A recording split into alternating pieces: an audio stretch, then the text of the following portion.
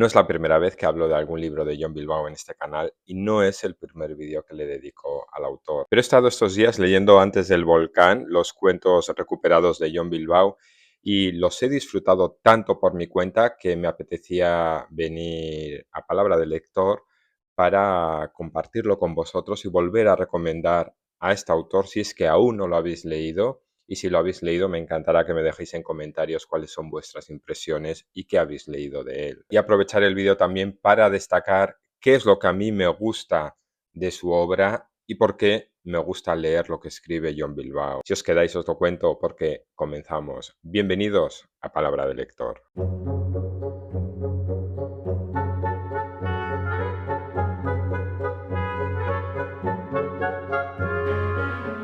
Tenía este libro en mi radar desde que Impedimenta anunció en verano cuáles iban a ser las publicaciones con las que afrontaría el otoño.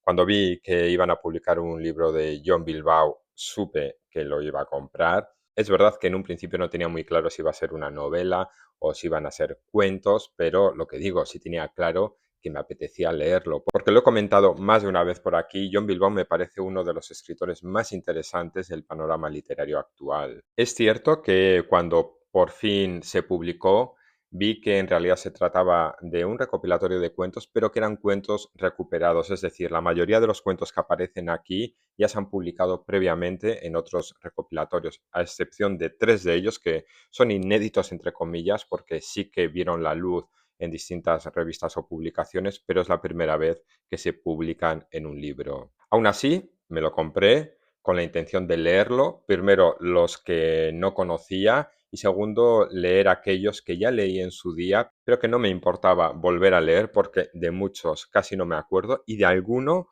me acuerdo perfectamente porque cuando leemos recopilatorios de cuentos de algún autor, cuando son muchos, siempre hay alguno que se nos queda grabado por lo que sea. Yo ya comenté en el último vídeo que iba a comenzar a leer este libro, estos relatos, y los iba a compaginar con otras lecturas, pero una vez más no he podido resistirme y me he dado un atracón y básicamente la última semana y pico solo la he dedicado a estos cuentos. Me parecen muy originales, interesantes e inquietantes. No me canso de leerlos y aquí va mi aportación. ¿Qué es lo que a mí personalmente me gusta y me atrae de lo que escribe John Bilbao? Cada vez que me pongo a escribir me pregunto, ¿cómo se hace esto? No es fácil que un autor consiga impregnar su trabajo de un estilo propio que le llegue a representar, y John Bilbao lo hace, porque muchas de sus historias cuentan con un sello personal y reconocible. En la mayoría de casos se vale de una prosa concisa y directa para sumergirnos en sus historias. Las tramas que desarrolla son interesantes y están presentadas de tal manera que nos enganchan desde el principio. Es muy bueno tensando la narración y aportando un ritmo de thriller en las tramas de manera muy efectiva. Y se caracteriza también por un enfoque minucioso en los detalles. Y es que a priori puede parecer irrelevante cuando se enfoca en escenas cotidianas de los personajes y nos comenta aspectos de su vida como los horarios de su trabajo, lo que comen, lo que beben, cómo se visten. Podemos entender que no afecta a la trama, pero en realidad lo que nos hace todo esto es colocar a los personajes en su cotidianidad. Y de ahí el siguiente punto.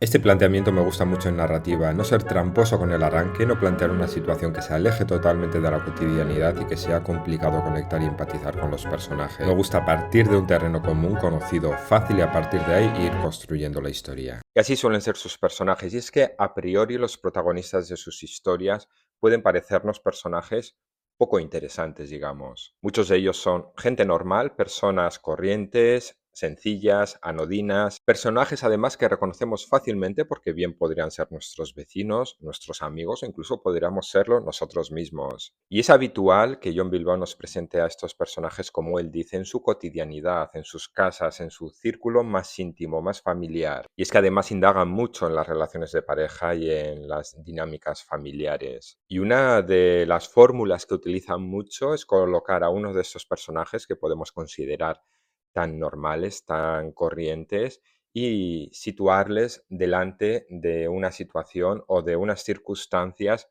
que les descoloca, situaciones para las que no están preparados. Y de esta manera comienzan a aflorar en los personajes miedos, inseguridades y muchas dudas. Pierden los papeles, pierden el autocontrol, pierden el dominio sobre sus rutinas y nosotros empezamos a considerar que quizás no sean personajes tan normales en el fondo. Y es que no hay como hacer sentirse amenazado a un personaje para alterar su conducta. Y de ahí lo siguiente. Me gusta que una historia sea como ir a darte un baño en la playa, que el agua te llegue por los tobillos, sentirte muy seguro, pero que de repente haya un hueco y te hundas. Y es que el ambiente de amenaza que envuelve a estos personajes es clave para que nosotros como lectores estemos enganchados. Lo bueno es que muchas veces John Bilbao nos hace creer que estas amenazas vienen de fuera, porque en sus relatos o en sus novelas siempre juega con elementos que depende cómo los miremos, pueden ser perturbadores, como una casa grande, unas cuevas, unas ruinas misteriosas, unos extraños, un huracán, la montaña. Pero según va desarrollando la trama, vamos viendo que quizás la amenaza no viene tanto del exterior, sino del círculo más cercano y más íntimo de los personajes, o incluso muchas veces del interior de ellos mismos. Lo que he dicho en forma de miedos, inseguridades, dudas o temores. Y vamos ahora a uno de los elementos que a mí más me gusta. Es mi forma de contar, es una inquietud que se basa en no decirlo todo, en dejar unos huecos en la narración y no explicarlo todo. En los libros yo trato de poner el foco en esos huecos y toda esa materia oscura que se hace visible creo que es la que genera esa inquietud. John Bilbao es uno de esos autores tan generosos que nos otorga el honor o el beneficio o el privilegio de poder concluir el relato con la interpretación que más se ajuste a cómo hemos ido nosotros entendiendo la historia y qué consideraciones hayan sido importantes para nosotros durante su lectura. Aunque muchos crean que esto es tan fácil como no dar un final cerrado a la historia o no concluirla bien, es mucho más complicado de hacer, sobre todo si queremos que sea efectivo. Porque para que funcione, el autor ha tenido que ir tejiendo la trama con bastante maestría, ir dejando mientras tanto algún hueco negro para que nosotros lo vayamos rellenando y ha tenido que aportar los elementos necesarios para que tú como lector tengas las herramientas suficientes para poder concluir el relato. Y haciendo esto, además, la experiencia con el relato o la novela no termina cuando acabemos la lectura, sino que seguiremos un tiempo manejando nuestras propias conjeturas. Y al respecto, él comentó: a mí a la hora de leer me gusta sentir que el autor respeta mi inteligencia, que me cree capaz de sacar mis propias conclusiones sin necesidad de tener que explicármelo todo, como en el libro de texto de un escolar. Creo que eso hace más rica la lectura, más participativa. Se consigue así que no solo la escritura, sino que asimismo la lectura sea un acto creativo. Y estoy totalmente de acuerdo, pero ojo, si no os atrae esta tarea creativa como lectores, él también apunta a lo siguiente: si eres un lector que no quieres remangarte y hacer ese trabajo, entonces puedes leer de manera superficial, quedarte en la literalidad y el libro también funciona. Ahora bien, si quieres participar, tienes materia prima para extraer tus propias conclusiones y para reflexionar un poco si así lo deseas. John Bilbao, que es ingeniero de minas y licenciado en filología inglesa, que es traductor y escritor, es autor de novelas, nouvelles o pequeñas novelas, cuentos y relatos, y ha demostrado lo siguiente: no hacen falta 400 páginas para contar historias. ¿Y qué recomiendo yo leer de John Bilbao? Bueno, pues ya que tengo tan fresca la lectura de este libro, recomiendo sus relatos. Estos son, como digo, relatos recuperados, que muchos de ellos ya han sido publicados anteriormente, pero en este caso vienen ordenados cronológicamente. Me parece una buena idea para conocer el universo del autor. Y para tentaros un poco, os voy a destacar tres de ellos que tienen elementos en común y que a mí me han llamado mucho la atención.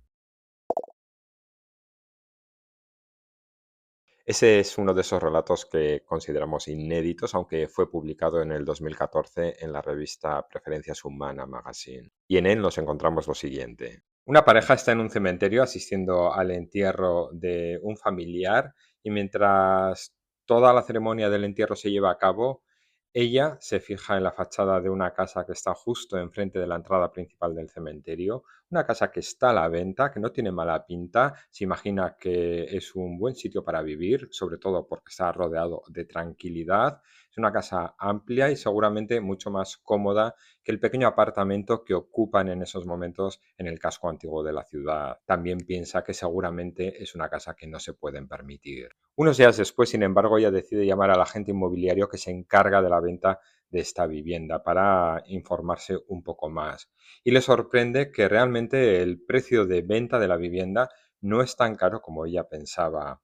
Deciden ir a verla. El día de la visita, la pareja conviene que esta casa cumple todos los requisitos como para convertirse en su hogar familiar. Necesita alguna actualización, alguna reparación, pero teniendo en cuenta el precio de venta, la casa, la verdad, que merece mucho la pena. Pero, sin embargo, algo creen que tiene que tener esta casa, tal y como está el mercado inmobiliario, para que salga a la venta con este precio. Y se lo preguntan a la gente. Este le quita misterio al asunto y les dice que no es fácil vender una propiedad con vistas a un cementerio, que a mucha gente no le gusta. Como a ellos es algo que no les importa, compran la casa. Y así es como esta pareja comienza una nueva vida en esta casa. Todo transcurre con aparente normalidad. Tienen un par de hijos, unos gemelos, que crecen viendo desde la ventana de su dormitorio las tumbas y las lápidas del cementerio. Para ellos es algo totalmente normal, pero todo el equilibrio que parecen mantener se desquebraja el día que los niños se dan cuenta que sus compañeros de colegio no quieren ir a su casa para nada, precisamente porque viven en un cementerio. Este relato es uno de los relatos más largos que podemos encontrar aquí, tiene 65 páginas y dio nombre a un recopilatorio de relatos que se publicó en el 2008. Y el comienzo, como ahora veremos, tiene algún elemento en común con el anterior. De nuevo, una pareja que desea dejar atrás la ciudad y buscar la paz en el campo, deciden ir a visitar una casa que está a la venta en la montaña, muy alejado de cualquier reducto rural, muy alejado de cualquier vecino y apartado absolutamente de todo. Lejos de ser la que van a ver una casa rústica, vasta, antigua, es en realidad una construcción bastante moderna, fachada cristalada, espacios diáfanos, una distribución muy actual en el interior y, de nuevo, algo que sorprende a esta pareja, un precio de venta bastante por debajo de lo que se espera de una vivienda de estas características. Ellos, en este caso, deciden preguntar a la persona que les está enseñando la casa, que es a la vez el propietario de la casa y además el constructor de la misma. Él les dice que está atravesando un periodo de problemas económicos, que necesita hacer liquidez con urgencia y de ahí el bajo precio de la vivienda. Ellos, sin embargo, creen que una persona que realmente necesita dinero intentaría aprovechar el máximo el potencial de la vivienda. Y él les explica que también paralelamente hay un tema con su familia, que tanto sus hijos como su mujer se han cansado de vivir ahí tan alejados de la ciudad, por muy bonito que sea el entorno. La pareja sopesa pros y contras, algunas reformas que hay que hacer en la vivienda, algunas actualizaciones, lo apartado que está de la ciudad, pero aún así creen que puede convertirse en el hogar de sus sueños. Compran la casa y se instalan en ella. A la pareja les acompaña un pequeño perro, un tekel, que corretea por el jardín, pero que no se atreve a cruzar el límite del bosque y tiene la manía de ponerse a ladrar delante del bosque. Esta pareja normalmente cuando va a trabajar dejan al perro atado a una caseta en el exterior del jardín. Comienza para ellos el periodo de adaptación a su nueva casa y tienen que hacer malabares para poder compaginar las tareas de reformas que las llevan a cabo ellos mismos, la propia adaptación natural a la vivienda y el hecho de que ambos siguen yendo a trabajar a la ciudad. Ella trabaja en una clínica veterinaria y él trabaja en un estudio técnico. Ambos salen muy temprano a la mañana y vuelven a la tarde-noche, por lo que no les queda mucho tiempo de calidad para disfrutar. Y en esta vorágine están metidos cuando ella empieza a tener ciertas pesadillas. Resulta que cuando se queda dormida, empieza a ver ardillas en sueños, ardillas que toman el jardín de la casa. Al ser la casa totalmente acristalada, ella puede ver desde su cama el jardín y ve cómo estas ardillas le miran retadoramente, hasta que el perro va tras ellas y les espanta al interior del bosque, con algo que a ella le llama totalmente la atención, y es que el perro entra en el bosque cuando normalmente está atemorizado de ello. Nunca atravesaría esos límites. Pero al día siguiente, cuando vuelven de trabajar de la ciudad, se encuentran que el perro no está donde debería estar. Está la cadena, está el collar atado a la cadena, pero el perro no está. Y aquí lo dejo. Y este último relato que os presento es un relato que a mí también me ha gustado mucho. En este caso también hay un perro que va a jugar un papel muy importante en la trama, porque ocurre lo siguiente. Resulta que una pareja está un día pescando en un embalse, en un pequeño bote, cuando de repente ven a lo lejos en la orilla que aparca una furgoneta y que un hombre, un adolescente y un niño bajan de ella con un cachorro en brazos. Atan al cachorro a unos ladrillos y lo tiran al agua. Esta pareja no tarda en dirigirse rápidamente hacia donde ha caído el cachorro y ella se lanza al agua para rescatarlo. Y mientras el hombre que ha lanzado al cachorro al agua le increpa diciendo que dejen morir al animal y que no lo rescaten. Obviamente no le hacen caso, la mujer sale del agua con el cachorro en brazos y se lo llevan a casa y deciden adoptarlo. Es un perro que aparentemente no parece corresponder a ninguna raza y de hecho los veterinarios que le ven no saben tampoco deducir de qué cruce de razas puede provenir. Cuando crece, el perro se convierte en un animal grande, negro, de ojos amarillos y con una apariencia que impone bastante. Pero sin embargo, en casa es un perro tranquilo, de carácter equilibrado, es muy obediente y en más de una ocasión ha mostrado interés por proteger a la familia. Digamos que el perro se adapta con facilidad a la vida en casa de este matrimonio, que ellos se adaptan también a vivir con él, incluso tienen un hijo y toda la convivencia parece bastante equilibrada, hasta que un día todo cambia. Resulta que un día el perro desaparece. Normalmente suele andar en el jardín de la casa, es un jardín que está cercado y del que él nunca se ha escapado. Por eso el matrimonio se preocupa pensando dónde puede estar su perro. Todo queda en un susto cuando al día siguiente el perro vuelve a casa a la mañana, eso sí, con la boca llena de sangre y el cuerpo cubierto de grasa. Entienden que ha estado de caza, habrá cazado algún animal, alguna ardilla y se habrá revolcado en algún sitio lleno de porquería. Pero el golpe certero llegará cuando el hombre lee en el periódico que la noche anterior un hombre ha sido encontrado muerto, presuntamente tras haber sido agredido por un perro de una fuerza descomunal. Estos tres relatos tienen en común que cuentan con premisas bastante interesantes que nos engancharán desde el principio. En cuanto comenzamos, de hecho, a leer, nuestra imaginación de lectores curtidos empezará a volar y ya nos advierte de que algo inesperado e inquietante quizás vaya a ocurrir a estos personajes. Algo les ocurrirá que les despertará del letargo de lo rutinario, que les pondrá en defensa, incluso en ataque, y que aflorarán, como digo, en ellos inseguridades, dudas y miedos. Estos tres relatos además nos muestran unos personajes en su círculo más íntimo, en su círculo familiar. Y luego los tres relatos cuentan también con elementos que, por una parte, pueden ser normales, pero